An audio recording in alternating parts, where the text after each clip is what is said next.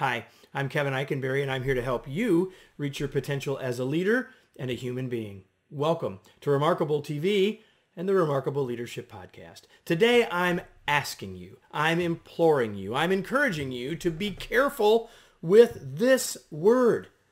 Are you ready? Well, let's get started. If you're as old as I am, you remember the television show Password.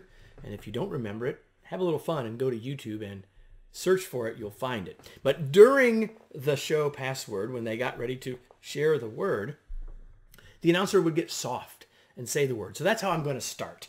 The word that I want you to be careful with is safe.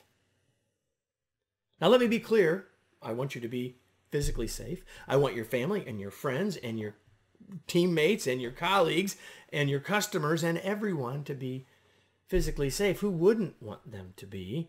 I am not making any sort of political statement. I'm not talking about masks, social or physical distancing, lockdowns, or anything of the sort. I want you to be physically healthy, but I also want you to be psychologically healthy.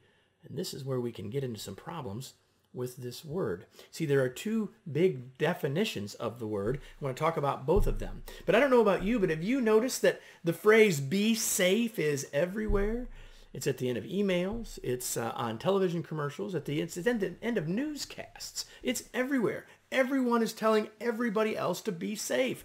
And given that one of the definitions of safe is safe equals free from harm, I'm all in. I want people to be free from harm. Here are some synonyms. Protected. I want people to be protected.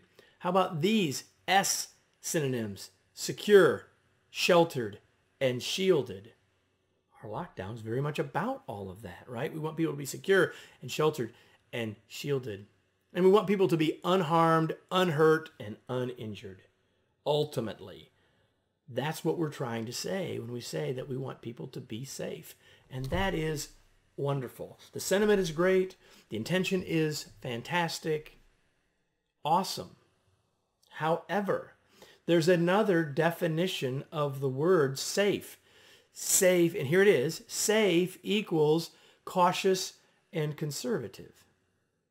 And here are some more synonyms for that meaning of the word safe. Words like wary, be wary, be concerned. Unadventurous, don't take any chances, be unadventurous. Guarded and careful.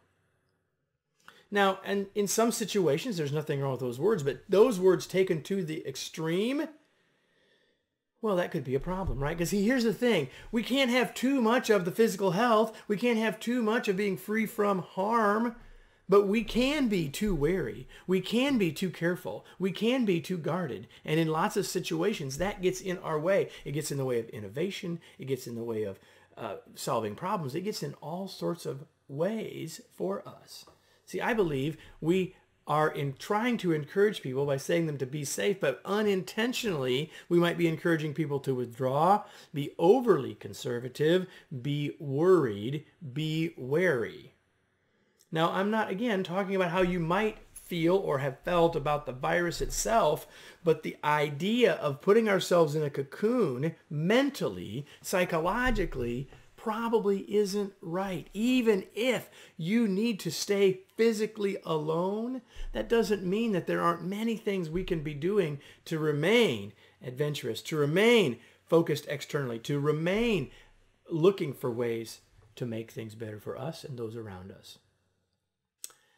I guess at the end of the day, I would say this is sort of like our diet. Our diet should be balanced, and our thinking about the word safe should be balanced. But I can tell you this, for a while I was ending videos and emails with three phrases: be safe, be well, be remarkable. And I've chosen to take the safe one out, not because I don't want people to be physically healthy, but because what I really want them to do is be well. Let me close with today's tweet. When we tell people to be safe, we want them to be healthy and protected, but we might be encouraging them to be overly careful or wary. How about encouraging people to be well instead?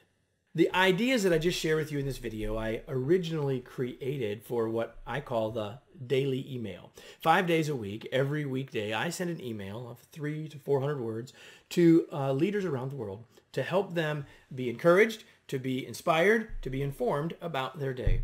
They take different forms and they have all different sorts of topics, but they're almost always about something I'm thinking about that day. So I hope that you would choose to join me for the daily email.